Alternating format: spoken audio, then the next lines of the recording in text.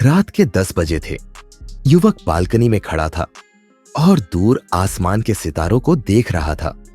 उसने बिजनेस में सफलता पाई, उसने ब्रांड और विरासत बनाई, उसने आंतरिक शांति भी पाली। लेकिन एक सवाल अब भी बाकी था। क्या यही जीवन का अंतिम लक्ष्य है? अगर मेरी जिंदगी अभी खत्म हो जाए तो क्या मैं पूरी तरह संतुष्ट रहूंगा?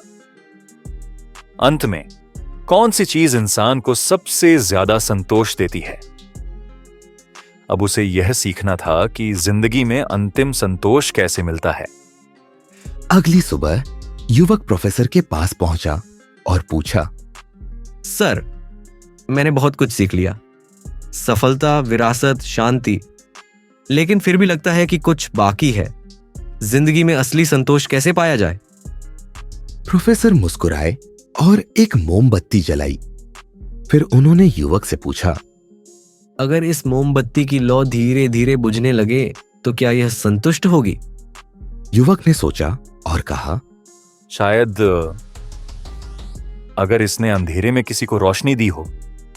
प्रोफेसर ने सिर हिलाया और बोले, यही जीवन का अंतिम संतोष है, जब तुम दूसरों के लिए रोशनी बनो और जब तुम्हारा अंत आए तो तुम्हें लगे कि तुमने अंधेरे में उजाला किया। युवक की आंखें खुल गईं। डॉक्टर एपीजे अब्दुल कलाम ने पूरी जिंदगी ज्ञान और प्रेरणा दी, और जब वे गए तो उनकी विरासत अमर हो गई।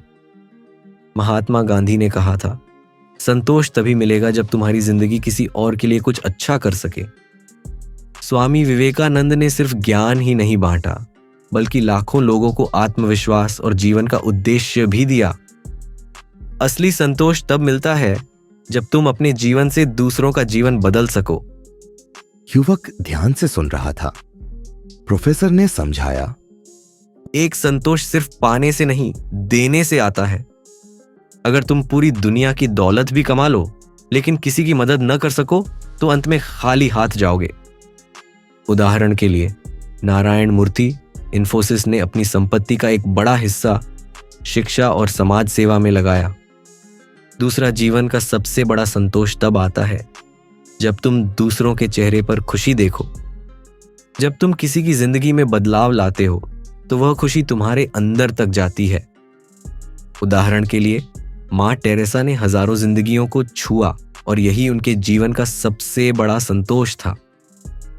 तीसरे अंत में, तुम्हारी असली पहचान तुम्हारी संपत्ति से नहीं। रात के 2 बजे थे।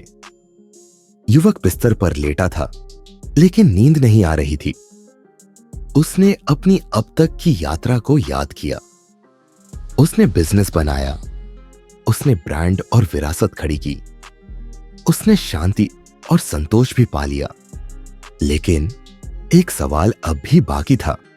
अगर मैं कल मर जाऊं तो क्या मेरा जीवन सच में पूरा हुआ? क्या मौत ही अंत है या इसके परे भी कुछ है? क्या मैं अपने जाने के बाद भी किसी रूप में जीवित रह सकता हूं? अब उसे यह समझना था कि मृत्यु के बाद भी जीवित रहने का रहस्य क्या है। अगली सुबह युवक प्रोफेसर के पास पहुंचा और बोला, सर, मैंने जीवन के हर पहलू को समझ लिया, लेकिन आखिरी सवाल यह है, मृत्यु के बाद भी कोई जीवित रह सकता है क्या? प्रोफेसर मुस्कुराए और पास के एक पुराने बरगद के पेड़ की ओर इशारा किया। देखो, ये पेड़ 200 साल पुराना है। इसे लगाने वाला शायद अब इस दुनिया में नहीं होगा, लेकिन उसका लगाया ये बीज आज भी लोगों को छाया और जीवन दे रहा है। युवक चौंक गया। मतलब? स्वामी विवेकानंद शारीरिक रूप से अब नहीं है, लेकिन उनकी कही बातें आज भी करोड़ों लोगों को प्रेरणा देती हैं। भगत सिंह आज भी हर युवा के दिल में जिंदा है, क्योंकि उन्होंने अपने जीवन से एक विचारधारा को जन्म दिया। स्टीफन हॉकिंग अब नहीं है, लेकिन उनका ज्ञान और उनकी खोजें आज भी विज्ञान को नई ऊंचाइयों तक ले जा रही हैं। मृत्यु से परे जीवन सिर्फ उन्हीं का होता है जो अपने जाने के बाद भी दुनिया में बदलाव लाते हैं।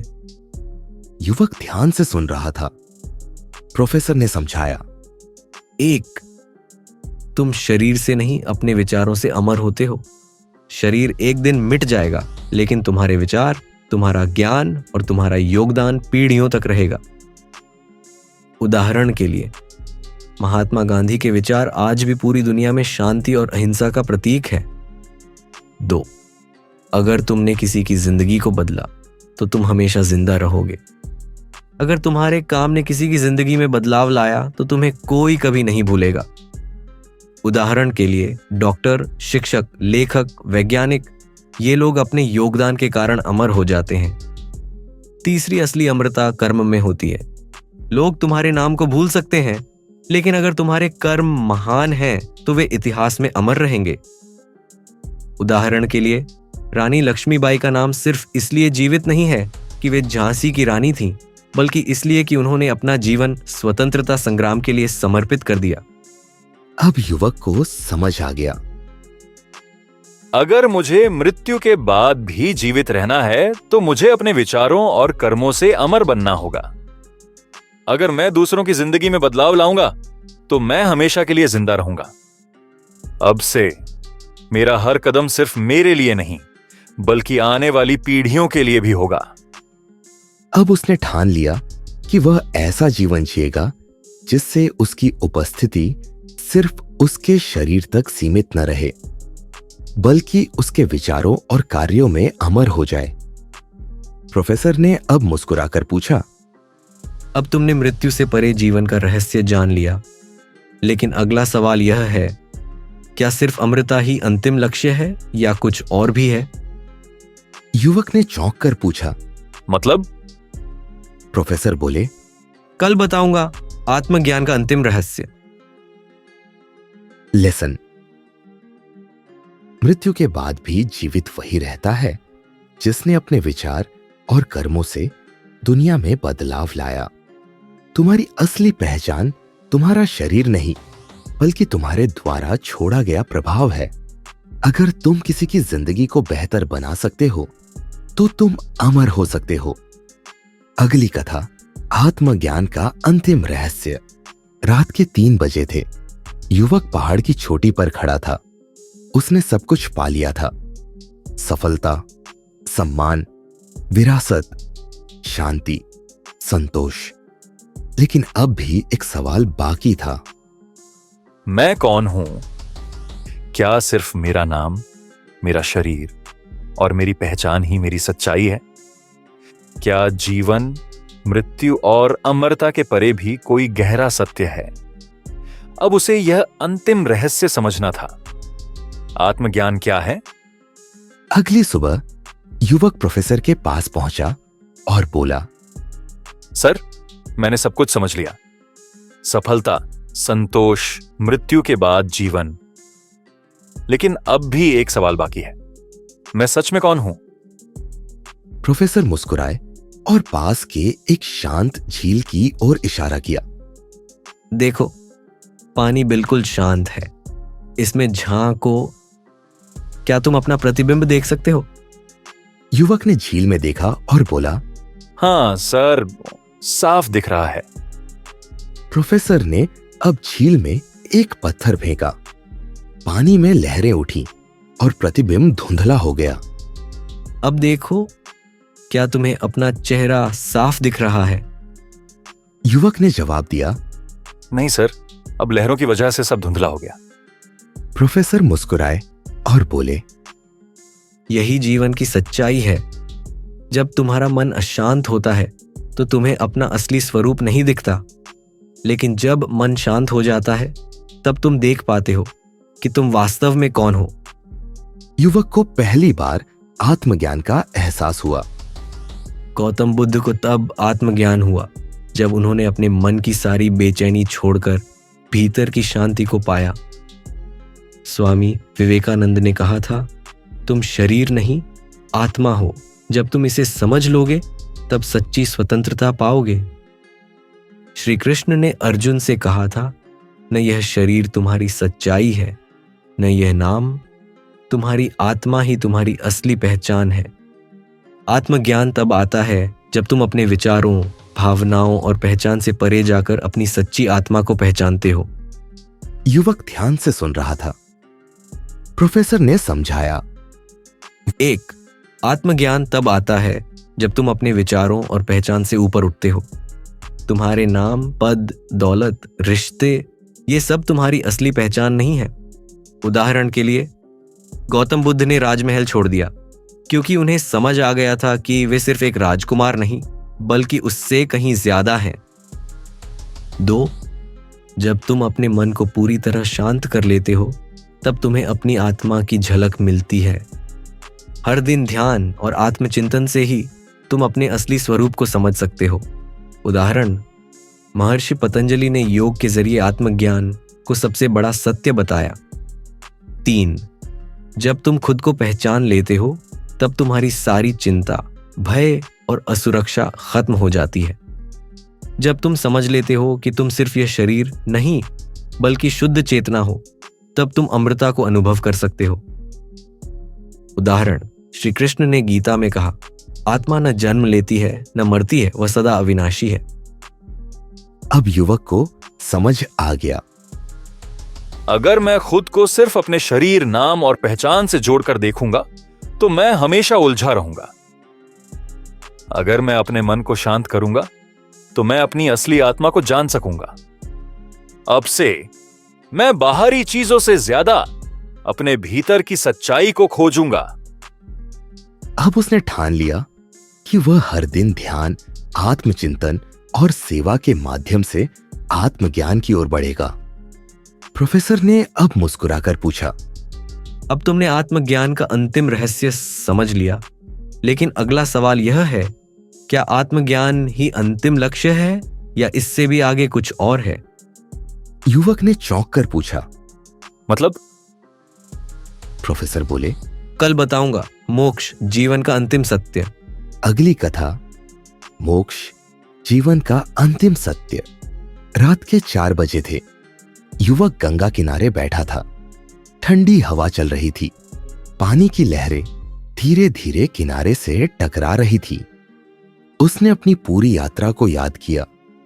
उसने सफलता पाई, उसने विरासत बनाई, उसने आंतरिक शांति और आत्मज्ञान को समझ लिया। लेकिन एक सवाल अब भी बाकी था। अब आगे क्या? क्या आत्मज्ञान ही जीवन का अंतिम उद्देश्य है या इसके आगे भी कोई अंतिम सत्य है? अब उसे यह समझना था कि मोक्ष, लिबरेशन का असली अर्थ क्या है।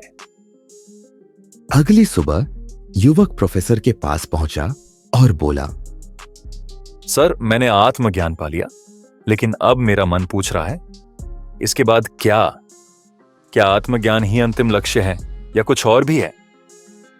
प्रोफेसर मुस्कुराए और पास के एक पक्षी की ओर इशारा किया।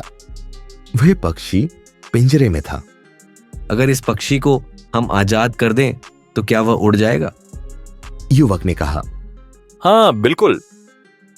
प्रोफेसर ने पूछा, अगर यह पिंजरा ही खुला था लेकिन यह पक्षी फिर भी अंदर बैठा रहा तो इसका क्या मतलब? युवक सोचने लगा।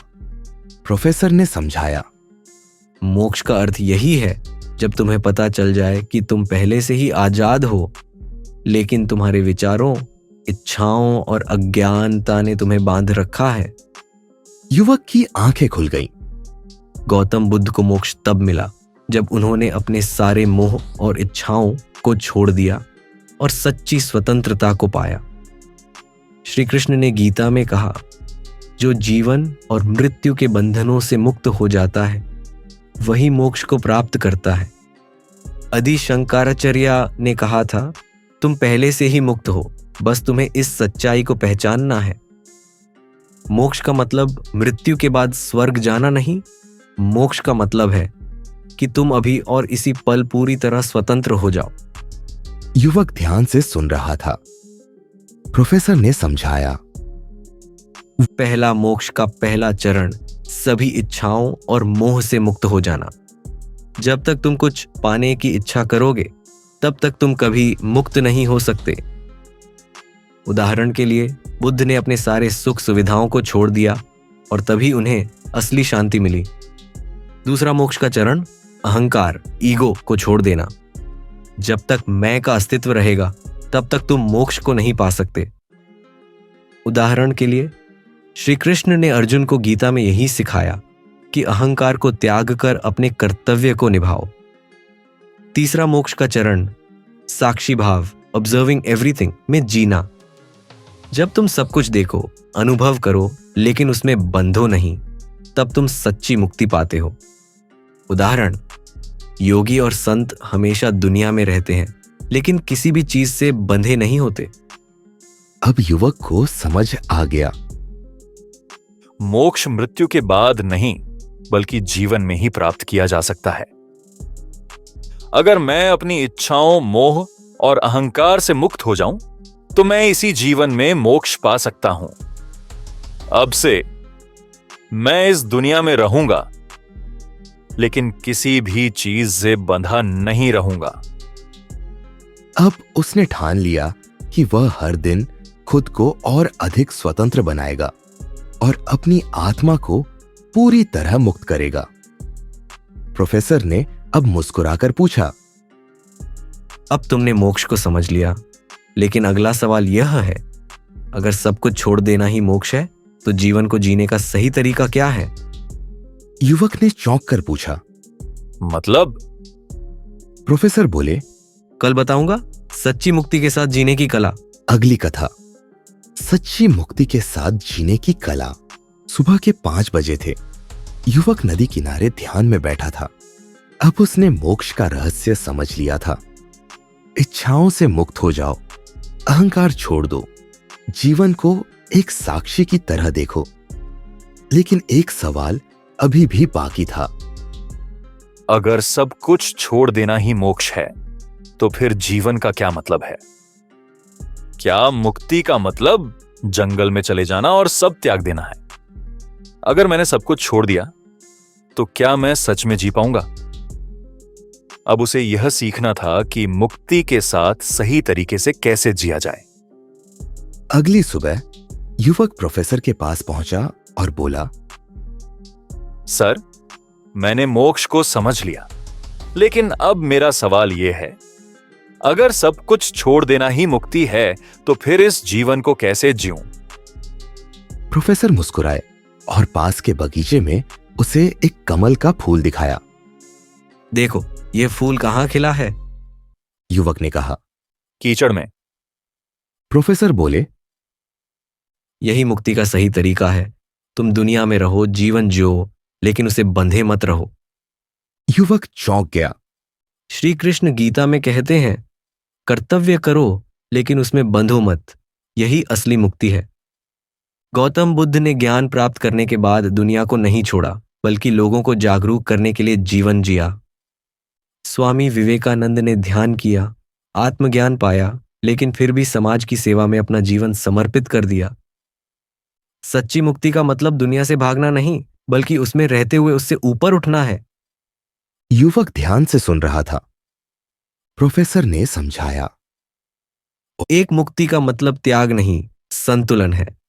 तुम दुनिया में रहो, पैसा कमाओ, परिवार बनाओ, लेकिन अंदर से स्वतंत्र रहो।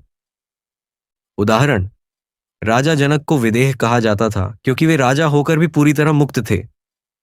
दूसरा कर्म करो, लेकिन फल की चिंता मत करो। जो अपने हर कर्म को समर्पण के भाव से करता है, वह कभी बंधता नहीं।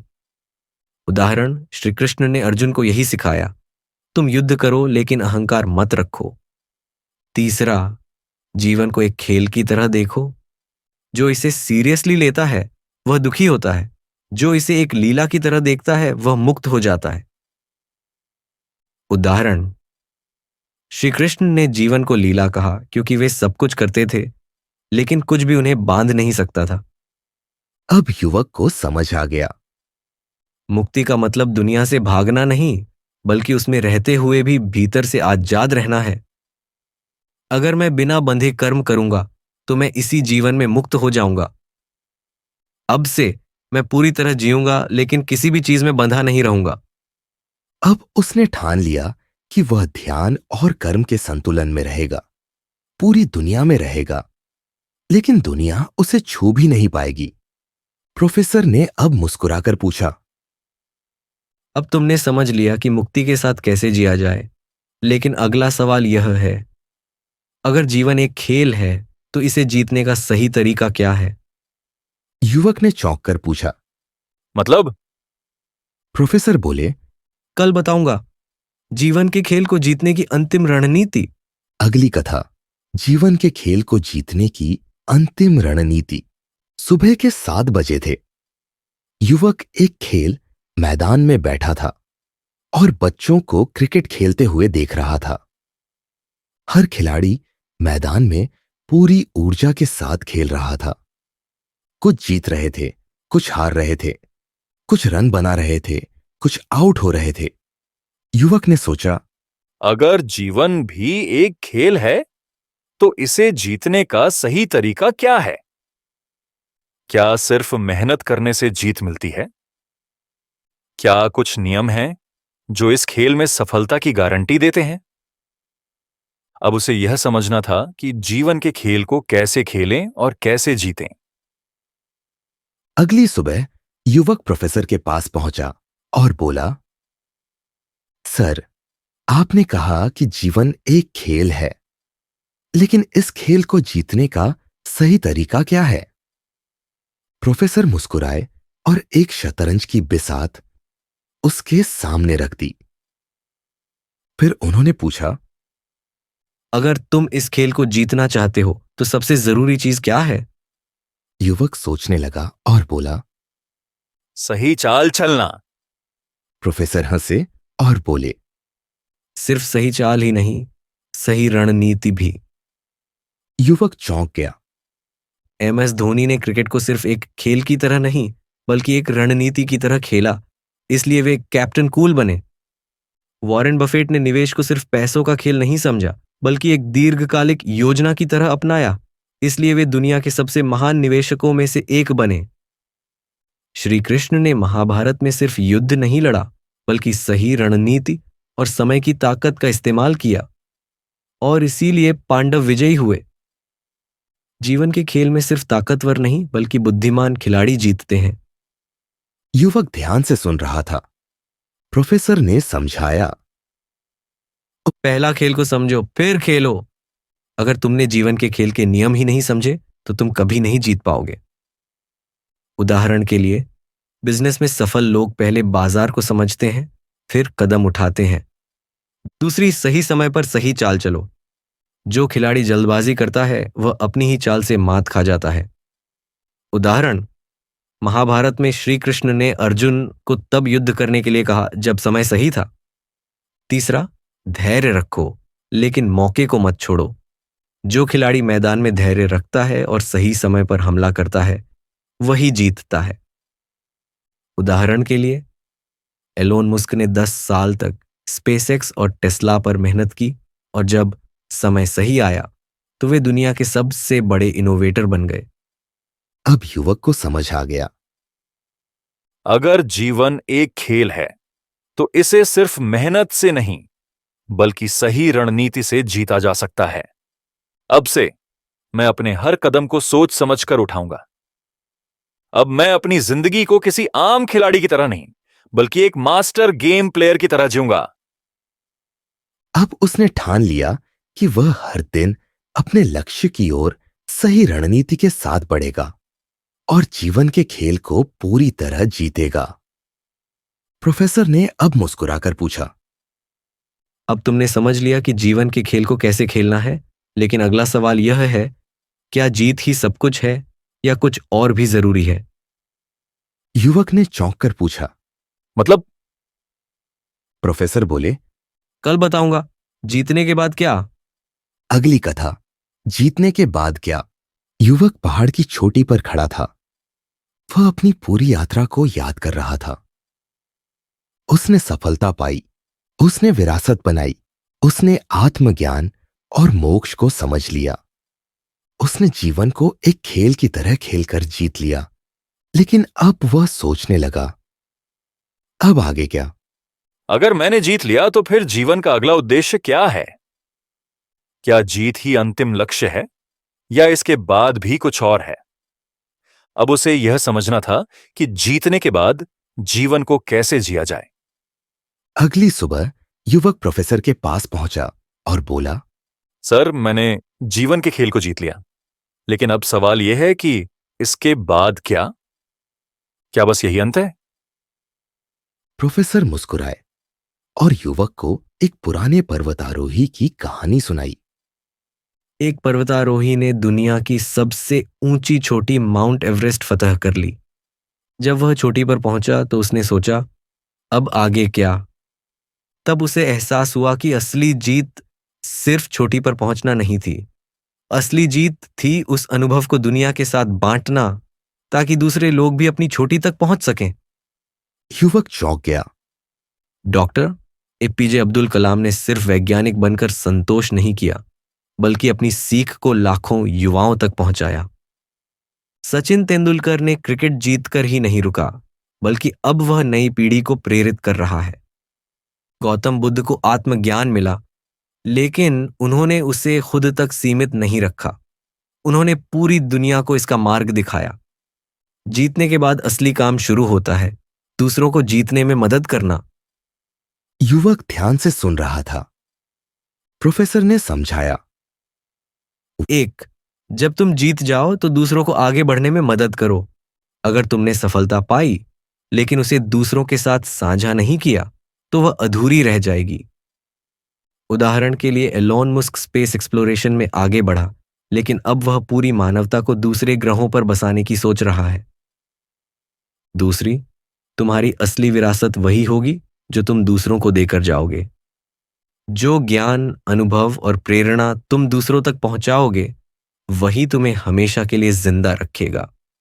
उदाहरण के लिए, महर्षि पतंजलि ने योग का ज्ञान पूरी दुनिया में फैलाया, इसलिए वे आज भी याद किए जाते हैं। तीसरे, जीवन को सिर्फ अपनी जीत तक सीमित मत रखो। दुनिया के लिए कुछ ऐसा करो जिससे लोग तुम्हारे जाने के बाद भी प्रेरित होते रहें। तुम्हारी असली जीत तब होगी जब तुम्हारी वजह से कोई और भी अपने सपनों को पूरा कर सके। उदाहरण के लिए, स्वामी विवेकानंद ने सिर्फ आध्यात्म को समझा नहीं, बल्कि पूरी दुनिया तक उसका संदेश पहुंचाया। अब युवक को समझ आ गया। अगर मैंने जीत लिया तो अब मेरी जिम्मेदारी है कि मैं दूसरों को जीतने में मदद करूं। अब से मैं सिर्फ अपने लिए नहीं, बल्कि दुनिया के लिए जीऊंगा। अब मेरी यात्रा मेरी नहीं रहेगी, बल्कि यह उन सभी के लिए होगी जो इस मार्ग पर चलना चाहते हैं। अब उसने ठान लिया कि वह अपने ज्ञान, अनुभव और सफलता को लोगों के साथ साझा करेगा, ताकि उसकी जीत सिर्फ उसकी न रहे, बल्कि यह दुनिया के लिए एक प्रेरणा बने। प्रोफेसर ने युवक की आंखों में देखकर कहा, अब तुमने जीवन का अंतिम पाठ सीख लिया। अब तुम्हारा सफर अकेला नहीं है, अब यह पूरी मानवता के लिए है। युवक ने सिर झुका लिया। अब वह जान चुका था, जीवन का असली उद्देश्य सिर्फ जीतना नहीं, बल्कि अपनी जीत से दूसरों की जिंदगी बदलना है। जो वापस देता है वही हमेशा जीतता है। शाम के 6 बजे थे। युवक एक पहाड़ी के किनारे बैठा सूर्यास्त देख रहा था। अब उसकी यात्रा पूरी हो चुकी थी। उसने सफलता, आत्मज्ञान और मोक्ष को पा लिया। उसने जीवन के खेल को जीता और दूसरों को प्रेरित करने का संकल्प लिया। अब वह दुनिया को अपने ज्ञान और अनुभव से कुछ वापस देने के लिए तैयार था। लेकिन एक सवाल अब भी बाकी था, क्या देने से कुछ कम होता है या देने से ही असली समृद्धि मिलती है? अगर मैंने अपनी सीख, अपना समय और अपनी संपत्ति दूसरों को दी, तो क्या मैं खुद पीछे रह जाऊंगा? क्या सच में देने वाला ही सबसे बड़ा विजेता होता है? अब उसे यह सीखना था कि जो वापस देता है वही हमेशा क्यों जीतता है। अगली सुबह युवक प्रोफेसर के पास पहुंचा और बोला, सर, मैंने सब कुछ सीख लिया। अब मैं दूसरों की मदद करना चाहता हूं, लेकिन मुझे डर है कि अगर मैं बहुत कुछ दे दूं तो कहीं मैं खुद खाली ना रह जाऊं। प्रोफेसर मुस्कुराए और एक जलते हुए दिए की ओर इशारा किया। अगर यह दिया अपनी रोशनी बांटता रहेगा तो क्या यह बुझ जाएगा? युवक ने जवाब दिया। नहीं सर, यह और अधिक रोशन होगा। प्रोफेसर ने कहा, यही जीवन की सच्चाई है। जो सबसे ज्यादा देता है वही सबसे ज्यादा समृद्ध बनता है। युवक चौंक गया। बिल गेट्स ने अरबों डॉलर गरीबों की शिक्षा और हेल्थ के लिए दान किए और आज भी वे दुनिया के सबसे सफल और सम्मानित व्यक्ति हैं। रतन टाटा ने अपनी संपत्ति का 66% हिस्सा समाज सेवा के लिए दान कर दिया और इसलिए वे भारत के सबसे प्रिय उद्योगपति हैं। गौतम बुद्ध ने अपनी ज्ञान की संपत्ति पूरी दुनिया को दी और आज भी वे अमर हैं। सफलता वह नहीं जो तुम अपने लिए रख लो, सफलता वह है जो तुम वापस देकर दुनिया को आगे बढ़ाने में मदद करो। युवक ध्यान से सुन रहा था। प्रोफेसर ने समझाया, एक देने से कभी कोई गरीब नहीं होता बल्कि और समृद्ध होता है। जो दुनिया को देता है दुनिया उसे कई गुना लौटाती है। एग्जाम्पल, जब एप्पल ने फ्री कोडिंग वर्कशॉप शुरू की तो दुनिया भर में उनके डेवलपर्स की संख्या 10 गुना बढ़ गई। दूसरा जो वापस देता है उसे इतिहास कभी नहीं भूलता। लोग तुम्हारी संपत्ति को नहीं बल्कि तुम्हारे योगदान को याद रखते हैं। उदाहरण के लिए महात्मा गांधी और मदर टेरेसा अमीर नहीं थे लेकिन वे आज भी पूरी दुनिया में पूजे जाते हैं। तीसरे देने से जीवन में असली आनंद आता है। जो सिर्फ अपने लिए जीता है वह हमेशा अधूरा रहता है, लेकिन जो दूसरों के लिए जीता है वही असली आनंद को अनुभव करता है। उदाहरण के लिए अब्दुल कलाम ने अपनी पूरी जिंदगी विज्ञान और शिक्षा में दी और यही उनका सबसे बड़ा सुख था। अब युवक को समझ आ गया। जो सबसे ज्यादा देता है वही सबसे ज्यादा समृद्ध बनता है। अगर मैं अपनी सफलता और ज्ञान को दूसरों के साथ बांटूंगा तो यह और ज्यादा बढ़ेगा। अब से मैं सिर्फ अपने लिए नहीं बल्कि समाज, आने वाली पीढ़ियों और दुनिया के लिए जीऊंगा। अब उसने ठान लिया कि वह अपनी सफलता और ज्ञान को दूसरों के साथ साझा करेगा ताकि वह सिर्फ एक इंसान नहीं बल्कि एक प्रेरणा बन सके। प्रोफेसर ने अब मुस्कुराकर पूछा, अब तुम समझ गए कि असली समृद्धि देने में है, लेकिन अगला सवाल यह है, क्या देने की कोई सीमा होनी चाहिए? युवक ने चौंक कर पूछा। मतलब? प्रोफेसर बोले, कल बताऊंगा। बिना खुद को खोए दूसरों की मदद कैसे करें। लेसन, जो सबसे ज्यादा देता है वही सबसे ज्यादा समृद्ध बनता है। तुम्हारी असली पहचान तुम्हारी कमाई से नहीं बल्कि तुम्हारे योगदान से बनेगी। अगर तुम दूसरों की मदद कर सकते हो तो यह मत सोचो कि तुम कुछ खो रहे हो, तुम सिर्फ अपने भाग्य को और ज्यादा बढ़ा रहे हो। अगली कथा, बिना खुद को खोए दूसरों की मदद कैसे करें। रात के 11 बजे थे। युवक एक मोमबत्ती की लौ को देख रहा था। उसने पिछले कुछ दिनों में बहुत कुछ सीखा। उसने सफलता पाई, उसने विरासत बनाई, उसने आत्मज्ञान और मोक्ष को समझ लिया। उसने यह भी जाना कि जो सबसे ज्यादा देता है वही सबसे ज्यादा समृद्ध होता है। लेकिन एक नया सवाल उसके मन में आया। अगर मैं हर किसी की मदद करता रहूं तो क्या मैं खुद को खो दूंगा? कहीं ऐसा तो नहीं होगा कि मैं दूसरों को सब कुछ दे दूं और खुद खाली रह जाऊं? क्या देने की कोई सीमा होनी चाहिए? अब उसे यह सीखना था कि बिना खुद को खोए दूसरों की मदद कैसे करें। अगली सुबह युवक प्रोफेसर के पास पहुंचा और पूछा, सर, मैं दूसरों की मदद करना चाहता हूं लेकिन एक डर है। अगर मैं हर किसी को अपनी ऊर्जा, समय और संसाधन देता रहूं तो क्या मैं खुद कमजोर नहीं हो जाऊंगा? प्रोफेसर मुस्कुराए और एक गिलास पानी से भर दिया। फिर उन्होंने कहा, अगर यह गिलास खाली हो जाए तो क्या यह किसी और को पानी दे सकता है? युवक ने सिर हिलाया। नहीं सर, अगर खुद के पास कुछ नहीं होगा तो दूसरों को क्या देंगे? प्रोफेसर मुस्कुराए और बोले, यही जीवन का सबसे बड़ा नियम है। तुम दूसरों को तभी कुछ दे सकते हो जब तुम खुद को भी भरते रहोगे। युवक चौंक गया। स्वामी विवेकानंद ने कहा था, तुम पहले खुद को मजबूत बनाओ, फिर दूसरों को सहारा दो। इलॉन मस्क दुनिया को बदलना चाहते हैं, लेकिन वे खुद को लगातार सीखने और बढ़ने से कभी नहीं रोकते। डॉक्टर एपीजे अब्दुल कलाम ने लाखों युवाओं को प्रेरित किया, लेकिन वे खुद हर दिन पढ़ते और नया सीखते थे। दूसरों की मदद करना महानता है, लेकिन खुद को खो देना मूर्खता। युवक ध्यान से सुन रहा था। प्रोफेसर ने समझाया। 1. पहले खुद को मजबूत बनाओ, फिर दूसरों की मदद करो।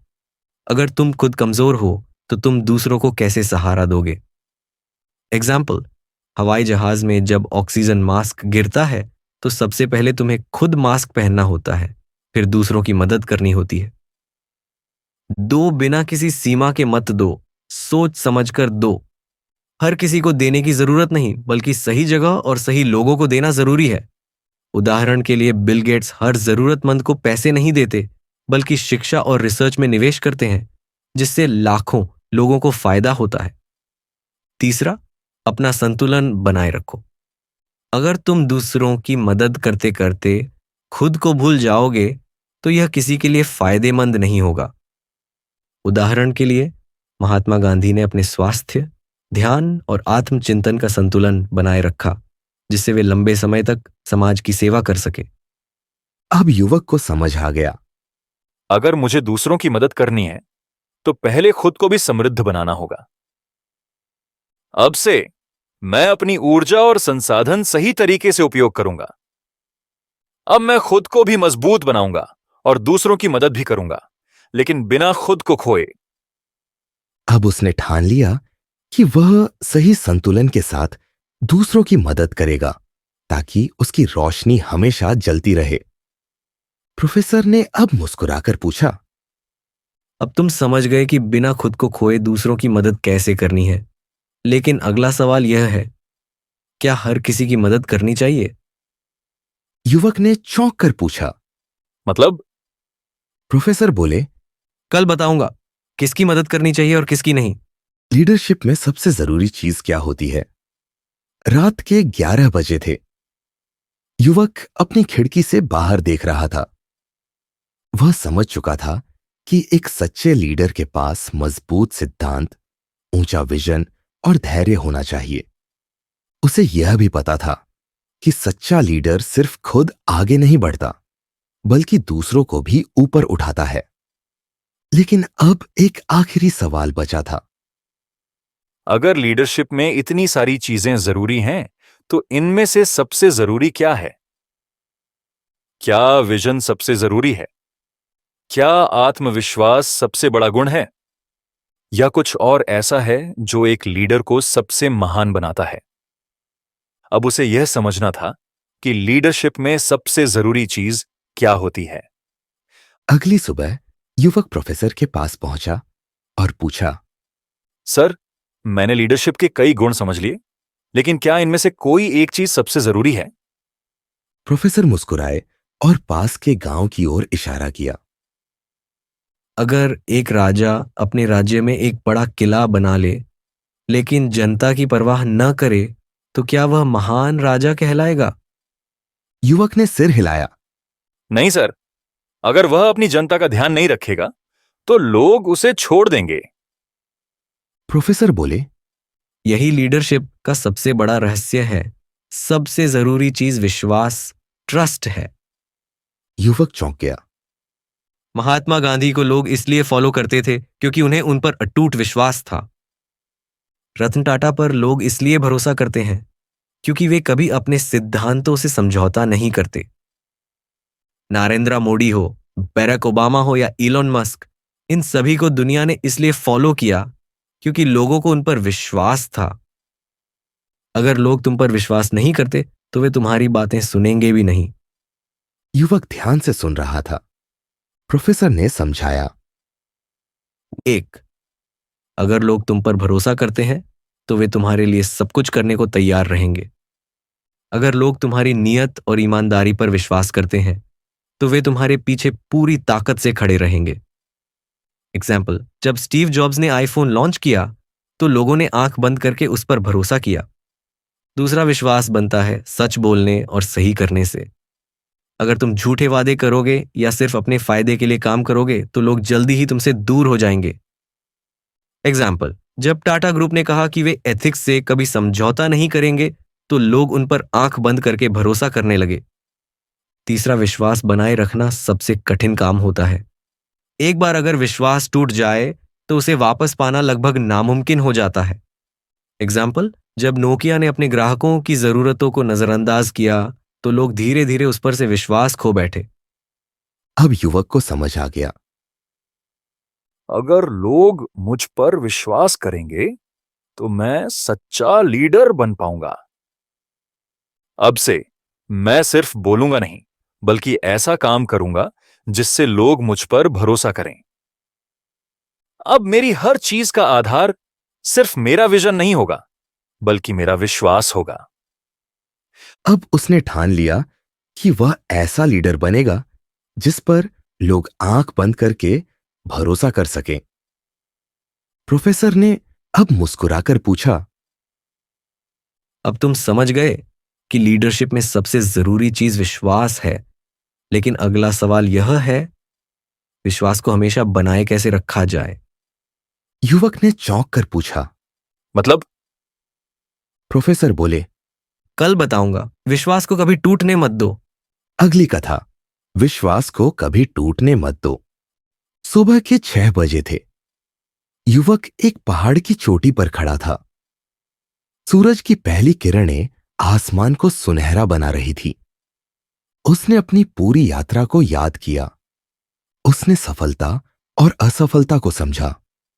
उसने आत्मज्ञान, मोक्ष और लीडरशिप को जाना।